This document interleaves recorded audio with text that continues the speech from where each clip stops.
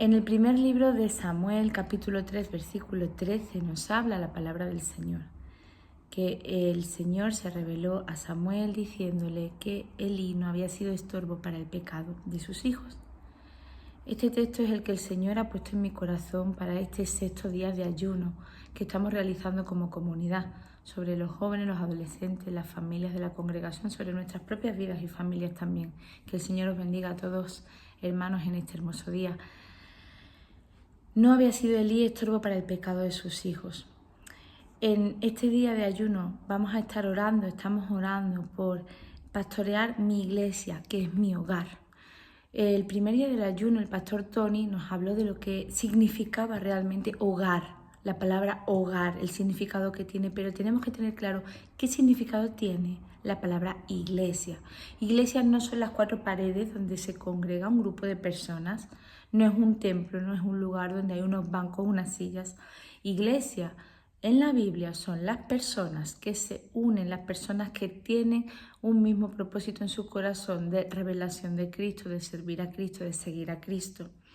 Entonces, en este día de ayuno que estamos orando por el pastoreo de nuestra casa, por nuestro pastoreo de nuestra iglesia, que es nuestro hogar, que es nuestro primer ministerio, yo te quiero hacer una pregunta. ¿Tienes claro que tu primer ministerio es tu casa? Que antes de cualquier otra cosa tu casa está por delante, dentro de los caminos del Señor. No me malinterpretes, quiero que me entiendas. He escuchado a lo largo del ministerio muchas veces decir a personas, a familias o personas que están al frente de congregaciones, es que el Señor me ha llamado a servir, es que el Señor me ha llamado a pastorear. Amén, gloria a Dios. Pero, ¿qué pasa con tu familia? ¿Tu familia está siendo pastoreada por ti? Si miramos a tu casa, estamos viendo ese reflejo de la palabra de Dios en sus vidas. Tienes que tener muy claro esto. Tienes que buscar cada día la intención de orar y leer la palabra del Señor junto con los tuyos.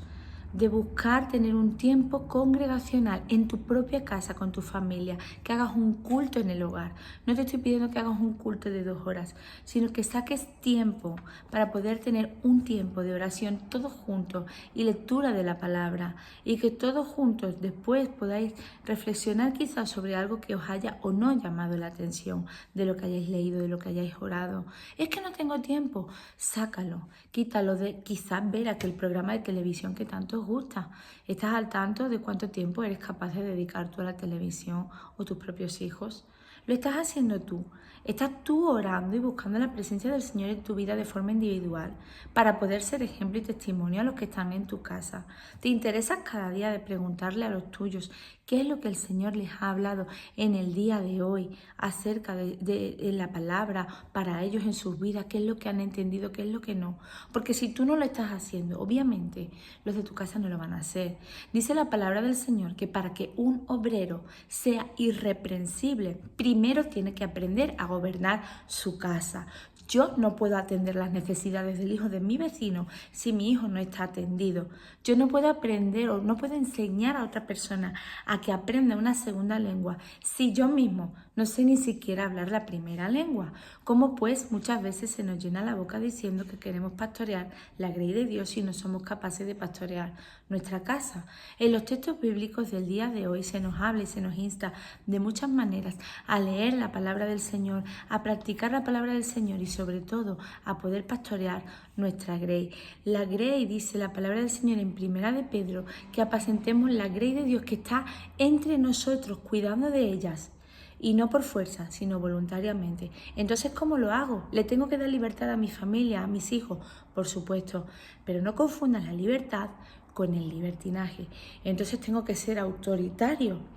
Tienes que tener autoridad, la autoridad que viene de Dios, pero no ser un autoritario, no tener autoritarismo. Hay que aprender a enseñar a través del ejemplo, con oración, con ruego y con súplicas en el Espíritu Santo.